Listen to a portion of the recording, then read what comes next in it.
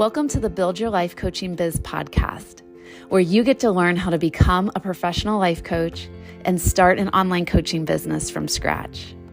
I'm your host, Krista Kathleen, a professional certified coach and business mentor. In 2016, I got divorced and left my full-time job as a registered nurse and decided to bravely answer my calling of becoming a life coach so I could help to change lives as I traveled around the world. And now I want to help you discover your purpose too. Having the freedom and flexibility to be your own boss and make as much money as you want right from your laptop will be one of the best gifts you ever give to yourself, your family, and the world. In these episodes, I'll give you real coaching combined with proven strategies and spiritual practices in order to help you build your dream coaching business that feels perfect for you.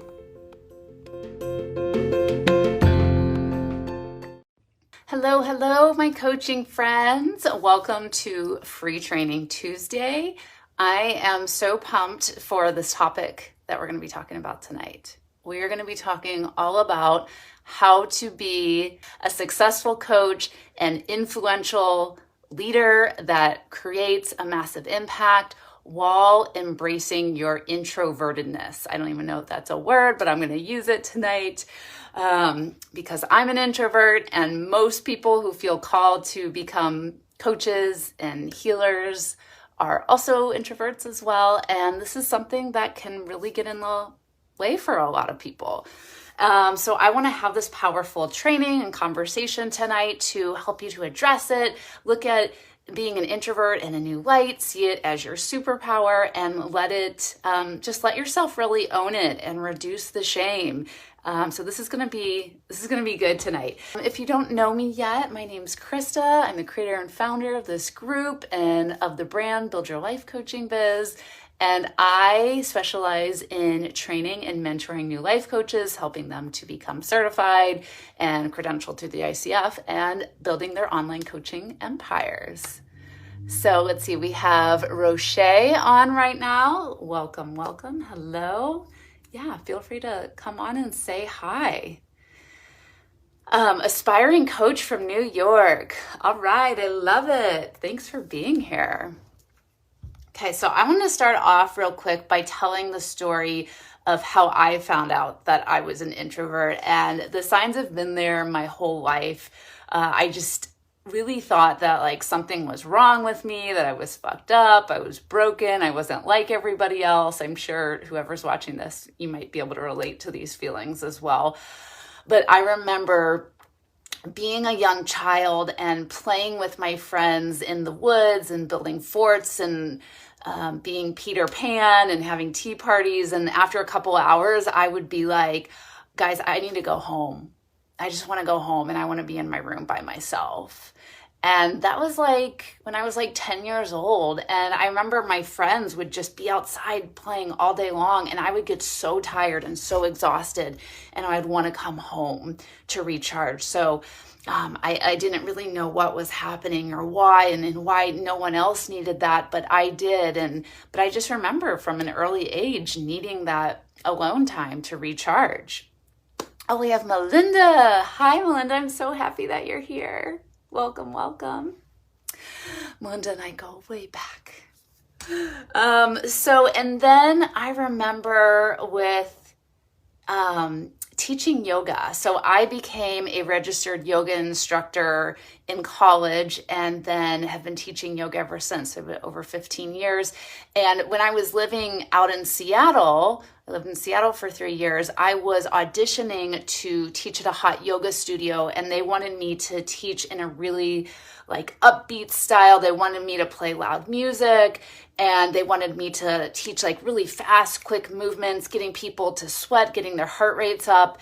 And I just, like, I couldn't do it. I sucked at it. And they would give me this like terrible feedback of like, maybe this isn't your focus. Maybe this isn't what you need to be doing as a yoga instructor. And I just remember like as a yoga instructor, I always wanted to create these really or I just noticed that I have a very calming, relaxing effect on people. So I wanted to do yin yoga, right? Like I wanted to do a lot of like deep breathing and meditation and staying in the poses for long amounts of time and giving people this really relaxed effect. And then again, I thought something was wrong with me. And I'm like, why do I not like respond to these more like upbeat, energetic type of environments and want to create that for people? And I just found that I was really drawn to the more like calm, relaxed type of environments and helping people to feel more calm and grounded and relaxed and centered. And and that's an awesome, beautiful gift, but I was beating myself up for it and comparing myself to all the other awesome hot yoga instructors out there that, get all their classes riled up. So that's kind of how I noticed like I was a little bit different there as well. And then I was traveling all over the world for 2 years, and I was traveling with a group called We Roam, and we went to Machu Picchu one weekend in Lima, Peru. Well, Machu Picchu is not in Lima, but in Peru. And it was a 4-day hike, and kind of a similar thing when I was young of we were hiking all day long with this group of people. And after a couple hours of hiking, like I would be the only one that would need to go off in the distance by myself. Like at lunchtime, I didn't want to talk to anybody else. I wanted to be by myself. I wanted to just gaze off into space and not think about anything, or I wanted to journal and process my thoughts, and nobody else in the group was doing that. And I was like, what's wrong with me? Why am I not like everybody else? Why does everybody else seem to be so energized by the group and I'm feeling drained and exhausted? So again, just signs of showing that I am a true introvert, and just again, many different ways that I have rejected this gift and been ashamed of it for so much of my life because no one really taught me about it. No one taught me how to lean into it. And, if you think about it, we are created by the universe, right? Each one of us is created by the universe, and the universe is perfect. The universe doesn't fuck things up. So if we were created in this way, then this is a beautiful gift. This is a superpower that's meant to be tapped into and discovered and learned more about, and not to say, why am I so fucked up? What's wrong with me? Which I think is like the deeper thing that's going on for most of us. I know it was for me. Okay, so I wanted to share you the definition of what an introvert is from dictionary.com. So an introvert is a person who prefers calm environments, limits social engagement, or embraces a greater than average preference for solitude.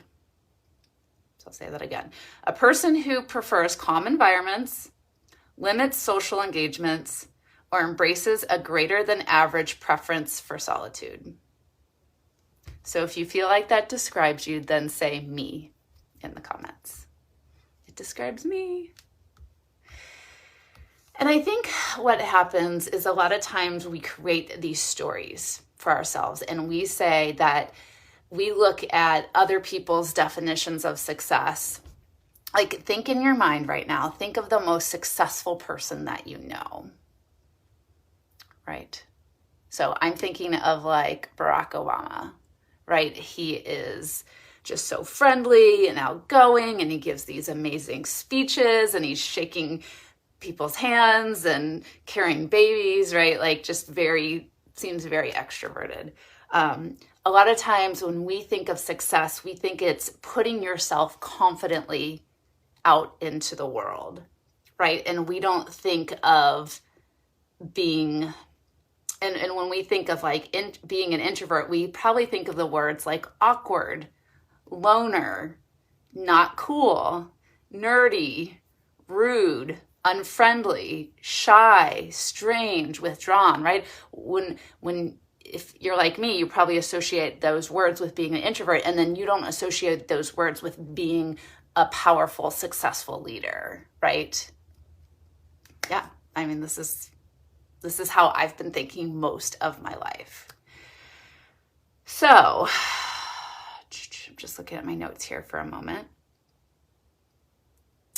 So the thing is, the biggest thing I want to help you all to create here tonight is to instead of like shaming yourself, is to be able to ask yourself, what if being an introvert was my superpower?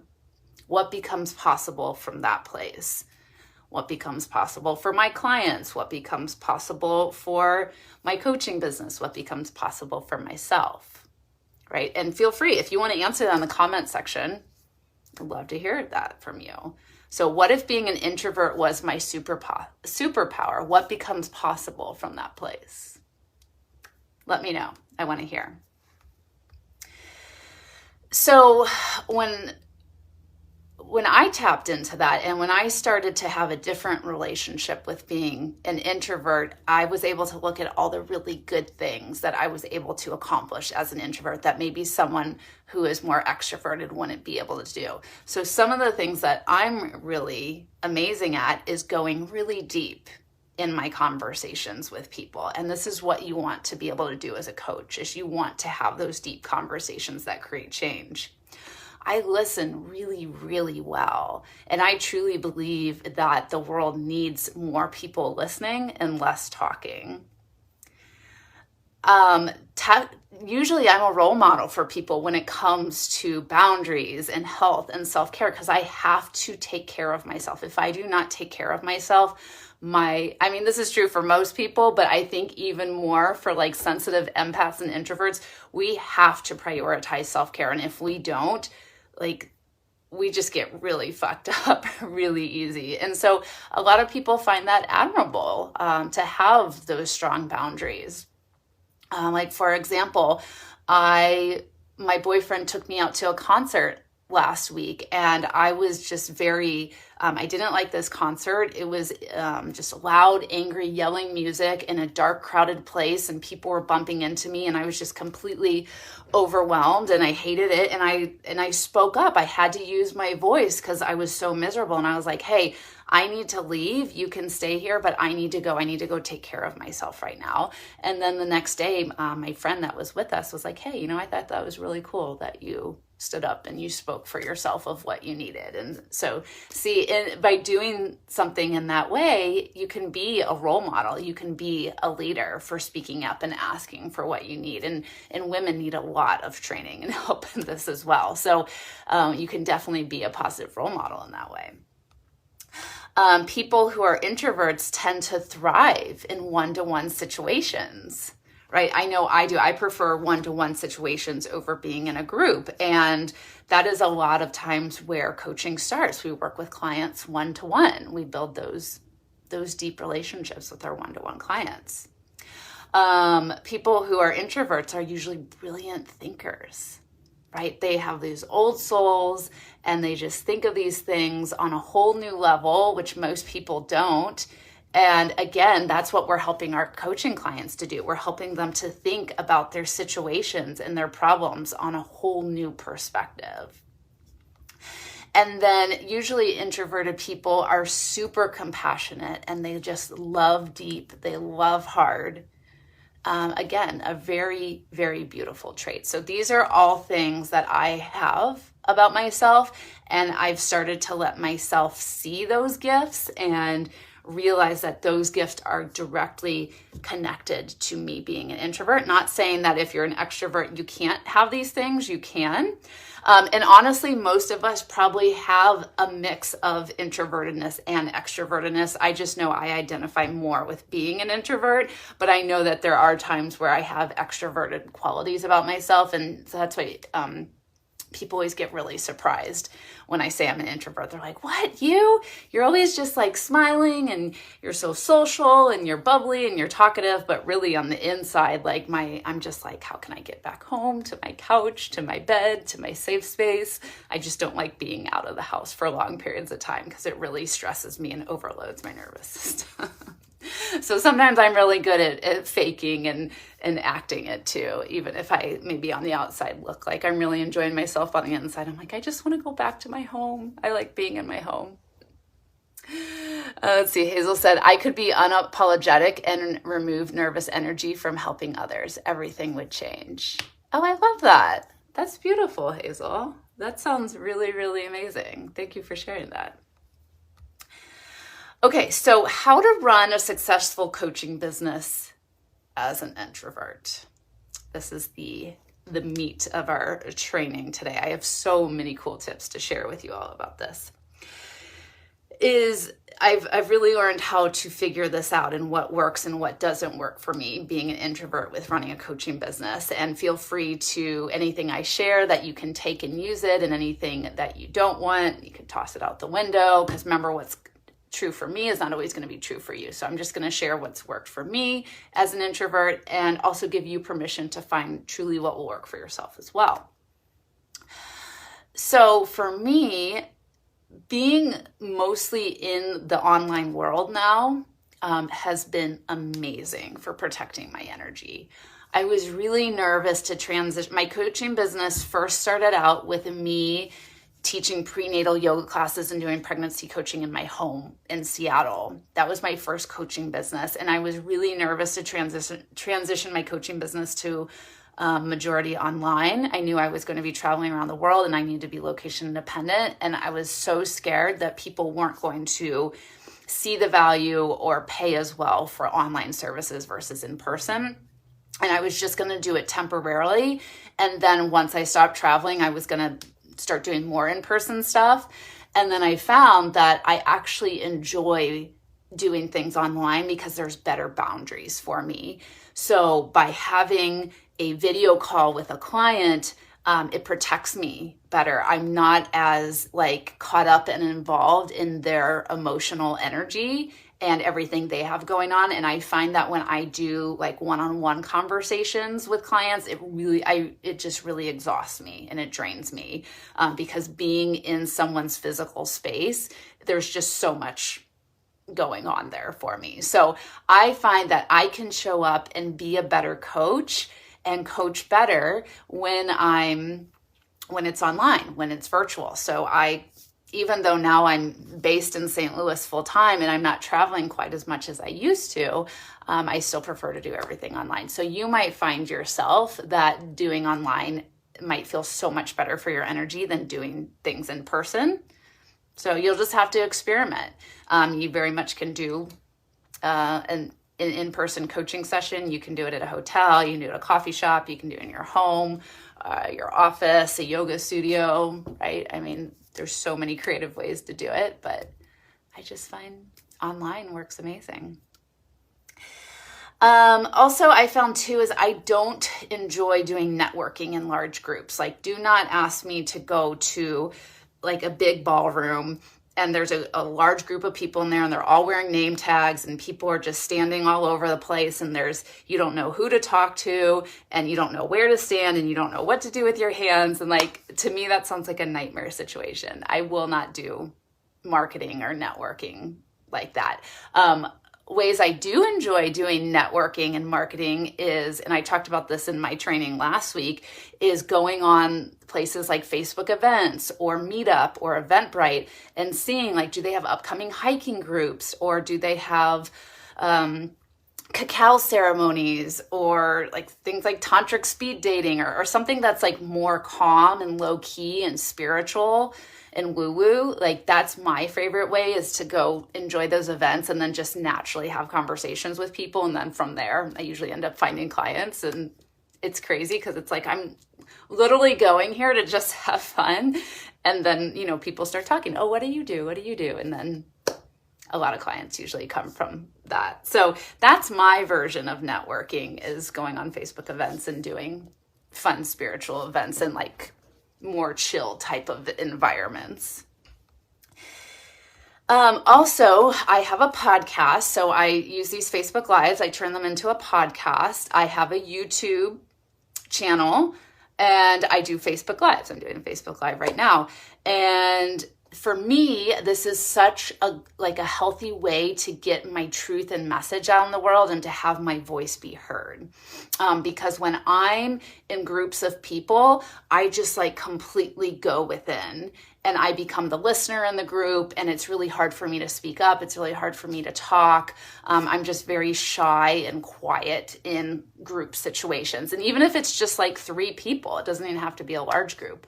But so for me, it's so healing to have these different marketing channels in my business to be able to speak up and share my thoughts and really be heard in a way that I can't. It just feels like it's impossible for it to happen in person. So it's really funny because so many people will be like, oh my gosh, I'm so scared to do a Facebook Live or a YouTube video, and I'm so nervous people watching me, and all the nervous fears that come up when we think about doing these type of things. And for me, trust me, I definitely had all those thoughts and fears in the beginning as well. But now I'm just like, oh my gosh, this is the most healing thing that I can do for my soul. And usually the thing that's the most healing for us is going to be the most healing for our audience as well. It's that ripple effect. So you might, I want to encourage you to find some sort of like online platform, maybe it is Instagram Lives or Facebook Lives or podcast or YouTube channel, or something that where you can really just speak your truth, unfiltered, be raw, share what you need to share, and let yourself do it in a way that you couldn't probably do when you were doing in-person stuff and group stuff, because your voice and energy probably gets lost in all the energy like mine does. I'm going to go through a couple more of these, and I'm going to check the comments because I see we have a lot of comments coming through. So one-to-one work, right? So when you're working one-to-one with your clients and you're having these beautiful, deep, delicious conversations and they're having breakthroughs, I walk away from my private client calls feeling so energized, feeling so recharged, which is so cool because most of the time when I interact with people, I get so drained. And this is the one time where when I really interact with someone, I'm holding space for my clients, I'm, doing active listening, powerful questioning, and I just usually walk away from my coaching calls feeling like a whole new person. You just plugged my batteries into the wall and I'm 100% fully charged, ready to go. And it is so cool because not only am I getting paid really great money to do this work, but it also leaves me feeling really good and inspired and energized as well. And I find that that's true for a lot of introverts, is that you get energized by those really deep, amazing, connected conversations. So that'll be really cool for you to start to, tap into that and pay attention to that if that's true for you as well. Notice how your energy changes from the beginning of working with a client one-on-one to the end. And then also I would recommend don't schedule your calls back to back as well. Introverts, remember, we need alone time to recharge. We need a lot of self-care. We need a lot of boundaries. So I would recommend leaving 10 to 15 minutes in between your client calls so you can have that time to regroup, reground, clear your space, take care of yourself. And then also don't schedule calls at your lowest energetic points in the day as well. I find that every day, usually between 1 p.m. to 3 p.m., I need to be in a dark, quiet room. I don't want to talk to anyone. I just want to be in my bed with the covers up over my head. And that is what helps me to recharge and get through the second half of the day. And there's been times where I have done client calls during that time and I just feel like I can't show up. I can't give the person my best. And then I'm just feeling drained for the rest of the day. So be real. I was reading someone's comment there. Pay attention to, just how you're scheduling your calls, because you do have that freedom and flexibility with your own business. And then my last tip that I want to share with you is do a lot of energetic cleansing. And there's a really good book. Let's see. I have it on my Kindle. I'll have to share it in the comments section, but it's basically something, how to take care of yourself as an empath, and it's by Lisa Campio. I don't know. I'll share it with you all, but I really recommend reading it. And it is going to give you some really great practices of how to every day making sure that you're clearing your energy field. So that way you're not getting bogged down with everybody else's stuff that's like unconsciously being put upon you. So after I do all my client calls, I will, I have some Palo Santo here and sage, and I'll just clear my space before I do client calls. After I do client calls, I take salt baths at the end of the night because being in salt water is really cleansing. I also do cord cutting meditations as well when I'm lying in bed. There's a ton of free ones on YouTube. You're just cutting all those energetic cords with everyone you came into contact with every day. I spray myself with sage spray. You can get sage spray on Amazon. I spray my whole bed with it. And and then I have all my crystals in my bath with me and by my bedside as well. Selenite is a really good one. And then tourmaline is too. So I think it's just really good to have these like little rituals and habits that is energetically cleansing us. So that way we can, fully show up and be present for the people who matter most in our life. And, those are going to be our clients. So, okay, I need to take a breath. That was a lot of information. All right, I'm going to see what everyone is saying here. Do it. Melinda said she can relate to all of this. Okay, excellent. Roche said, I hope I'm saying your name right. Yep, that's definitely me. Isaiah said, I don't like large crowds either. Okay. Yeah, large crowds is like our kryptonite. Hazel said, absolutely, huge in-person events are my worst nightmare. I love your networking style. Yeah, definitely, Hazel. We have to find a networking style that works for us. Roche said, love your rawness. Thank you for being real. Of course, I don't know how any other way to be. Natalia's on. Let's see. I think, yes. Thank you so much. You found the book, Energy Healing for Empaths. Yes, that is the book. It is amazing. Totally recommend checking it out. Such beautiful ways to care. Thank you. Okay. Awesome. So now what we're going to do is we're going to talk about famous people who are introverts. I always like to see examples of other successful famous people that can give us motivation and inspiration. And then I have an article and I can share it with all of you as well. It's called Famous Introverts and What You Can Learn from Them. And then there's some good tips in there. All right. So first of all, this person she was not in the article, but she's like one of my personal favorites, Glennon Doyle, the author of Love Warrior and the most recent book she launched, Untamed. She's a huge introvert and empath and is just amazing. Her podcast, We Can Do Hard Things, you all have to listen to it. Like, it is just a breath of fresh air. She is real and raw and says it how it is. And I just walk away every time listening to an episode feeling better about myself, loving myself more. So you all have to check that out. Just trust me on this, okay? Read the book that Natalia posted. Download the podcast, We Can Do Hard Things by Glennon Doyle. You will thank me. So obviously she's like one of Oprah's BFFs, has, these books, NYT bestsellers. So she's a huge introvert. Albert Einstein. Okay. So I'm going to go through some of these now. So not only is Einstein one of the most famous scientists in history, but he was also a known introvert. Leaning into his introverted nature, Einstein believed that his creativity and success came from keeping to himself. He said the monotony and solitude of a quiet life stimulates the creative mind, which, Melinda, you may find this interesting as a creative empowerment coach. So basically, right, we really do, as introverts, we love solitude. We love being by ourselves a lot.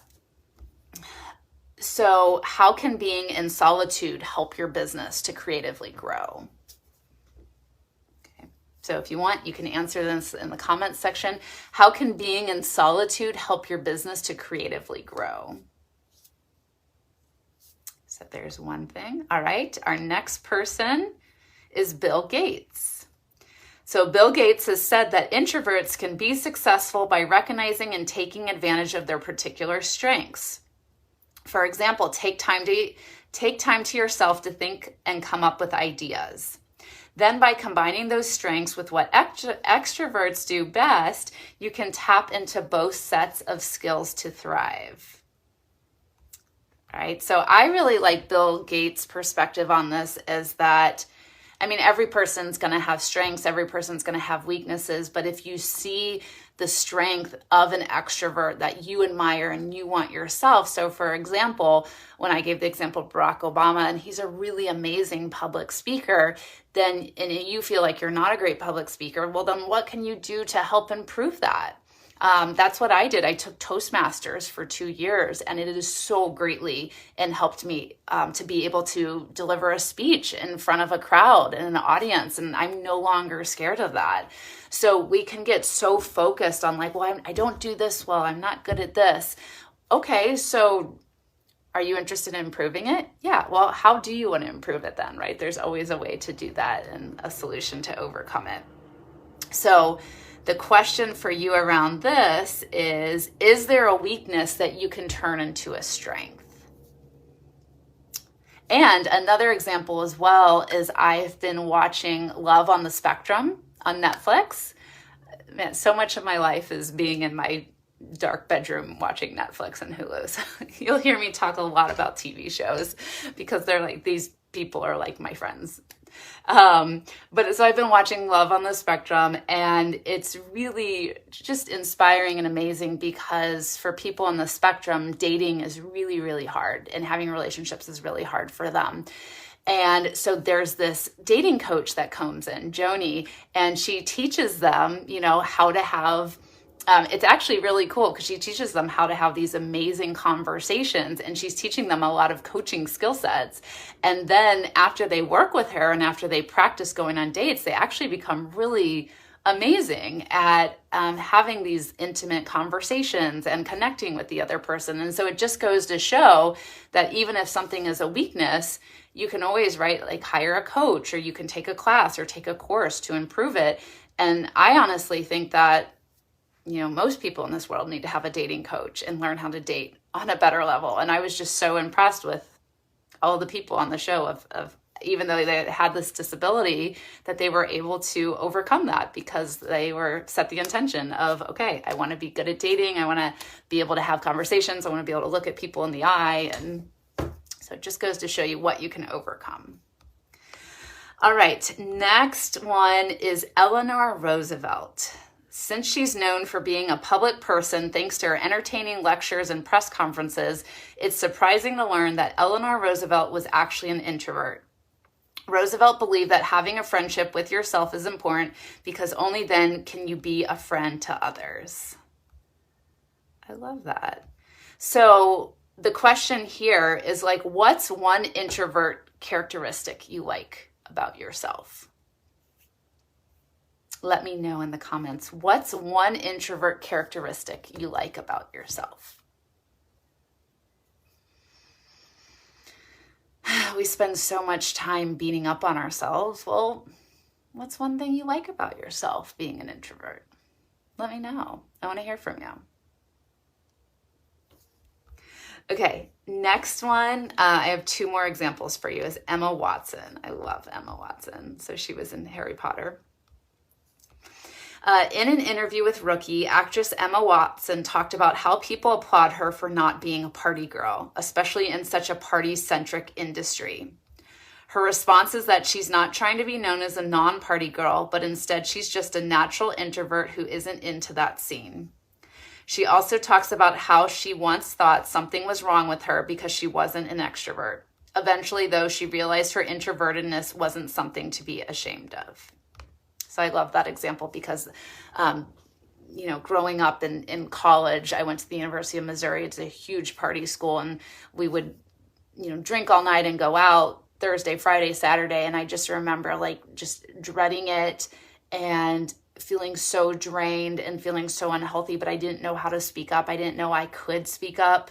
I so wish I could go back to college and do things differently. I would not have partied and drank that much, but I did it because I thought that's what you were supposed to do as a teenager and a young adult. And, most of the time as introverts, we're going to absolutely hate the party scene, right? Again, just the crowds, the loud noises, the lack of boundaries. And so I love here with Emma Watson, where she's like, you know what, that's not me, and I'm okay. And a lot of times we think of celebrities of like, oh yeah, they go to all these parties and these award shows and everything. And maybe there's a lot of celebrities that don't enjoy that scene, and that's okay.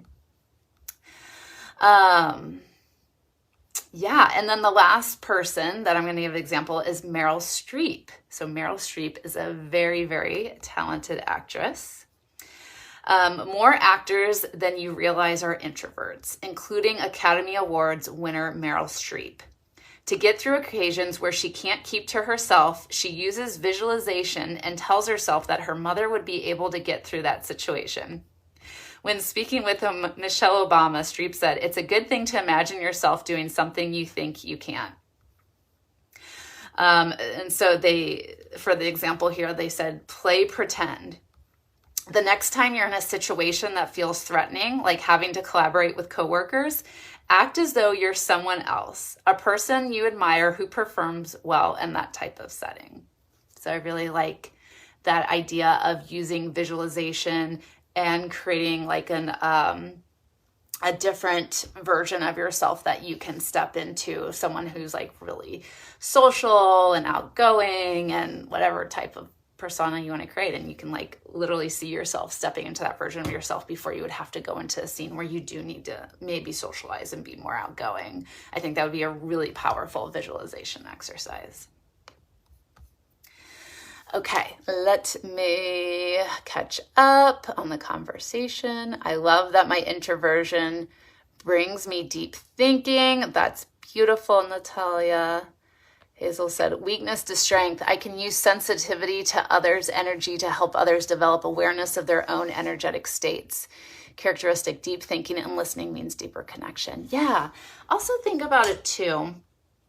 The more that you put yourself out into the world as this real, messy, imperfect human being that has these real world experiences, like those are the things that are going to make you stand out from all the other coaches. That is what is going to lead you to people hiring you.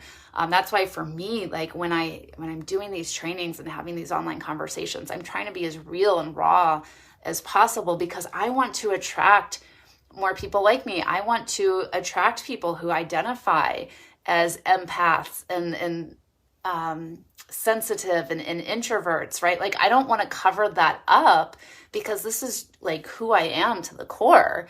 And so I want to be able to attract people like me and then be able to help to guide them because I've been through this, right? And I can help them to get through this as well. So I think it's, better to fully embrace the real version of you. And then you're going to attract your most beautiful, soulful, ideal clients like that as well. So actually I have some really good mantras that I want to share with you now. Feel free to write the ones that stand out to you. But I love mantras and affirmations, and this is like what can help you to raise your vibration and start to change the internal stories. So one mantra you can use is, I am perfect exactly the way I am. I am perfect exactly the way I am. So feel free to write these down. The next one is, my audience wants the real, imperfect, messy version of me. My audience wants the real, imperfect, messy version of me. Next one, it's safe to be myself. It's safe to be myself. Okay, I have two more. I love, accept, and approve of myself. I love, accept, and approve of myself. And last one, being myself is what the world needs to heal. Being myself is what the world needs to heal. So whichever one of those stands out the most to you, go ahead and write it down on a Post-it note, say it out loud over and over again until it becomes your new truth and your new story. And hopefully this will help you to heal whatever's coming up for you around your introvertedness and allow you to fully step into it and let you use it to become a successful life coach and an influential leader who creates change in this world. All right, let me go ahead and see the rest of the comments. So my contentment for being myself without any drive or desire to be out all the time. It's calming. I love that. Valerie said, I guess what I love about being an introvert is that I'm happy with being with myself. Yeah, on my farm in nature, I feel complete. Although I do like socializing sometimes on my terms. Yeah, same here, Valerie. And think about it too. Someone who's an extrovert, they need to be around people all the time to feel energized. And when they're by themselves, they, feel lonely, they feel drained. And that would be hard as well to be an extrovert in that way. Like you're constantly feeling like you need to find people to be around to feel good. And so I think extroverts have their challenges as well, right? Grass is always greener on the other side. Oh yes, and I observe much more as an introvert. I see so many things others don't notice. Yeah, that's so true, O'Shea. I love that you said that. You're right. We're really, really good at reading people and being observant. Again, powerful skills that you need to bring into a coaching session. I'm sorry, can you repeat the second affirmation? Yes, my audience wants the real, imperfect, messy version of me. So hopefully you got that one. Okay, so that is it. That's the end of our training. Thank you so much for joining me. And real quick announcement before you all jump off, I just want to give you a heads up. In the next couple weeks, you're going to see me starting to talk about the Confident Coach Collective. I think that's the name that I'm going to stick with. And this is going to be an online life coaching membership. And you all are going to want to be a part of it. It's going to be amazing. So it's going to be designed for aspiring coaches, new life coaches, and experienced life coaches. And every month we are going to have a group coaching session, and we're going to have a 90-minute training. And then you'll also get a one-on-one session with me as well. And so I set up the membership like this as a place for new life coaches to get started, because all the time when I'm constantly getting on the phone with new life coaches and doing discovery calls, and I hear them say all the time, like, I want to be a life coach. I'm ready to answer my calling and honor my purpose, but I don't know where to get started. And I know how incredibly overwhelming that can feel. I was in that space at one time as well, where you're like so ready to start finding clients and making money and helping people. And you're like, I don't know who my niche is. I don't know how to build an online business. I don't know how long coaching sessions should be. I don't know what type of questions I should be asking a coaching session. And right? So many different things come up. So I've designed this membership as a very affordable option for you to get started and for you to get that support that you need from me and then from other life coaches all over the world to keep you motivated, to hold you accountable to building this coaching business. And I'm going to let you know that this has been receiving support from a positive, like-minded community, and also working with coaches that I love and trust has been the number one thing that has gotten me to where I'm at in my coaching business, to being able to make a full-time income, being able to retire as a labor and delivery nurse, which is what I did for 5 years. So it is essential to have community. It is essential to have support, to have a coach to work with. So that's why I'm so excited about this membership. Like I said, keep an eye out. You'll hear me talk about it more in the upcoming weeks, and then it's going to officially start in January. It's just month to month, so you can cancel at any time, but you're probably going to want to stay in for at least a year, because we're going to have amazing training topics every month. Some of our training topics are going to be teaching you how to lead your first retreat, teaching you how to set up your first YouTube channel, teaching you how to set up a podcast, teaching you how to design your first group coaching program, teaching you how to ask better coaching questions as a coach, helping you to navigate difficult client situations, helping you to help your clients have bigger and deeper breakthroughs by setting goals and holding them accountable. So there's going to be some amazing training topics helping you to improve your coaching skills and your business building skills at the same time. So I hope you all decide to join me. Oh, and the first 10 people who sign up are going to get the intro rate pricing of $197 a month. And then after that, it'll go up $100. So to get a 90-minute group coaching call, a 90-minute training session, and then a personalized coaching session with me every month for $197 is a fucking steal. So, and you get discounts on future upcoming life coach training and retreats and anything else I offer as well, because you're going to be in the VIP club. So, all right, everyone. Love you so much. Thank you for being here. I hope that you found this helpful tonight. You can let me know in the comments what's one new thing you learned from the training about being an introvert, and how are you going to use that moving forward to grow your coaching business. So let me know what's one new thing you learned from a training tonight with being an introvert, and how are you going to use that in your coaching business moving forward. All right, everyone. See you next week. Bye.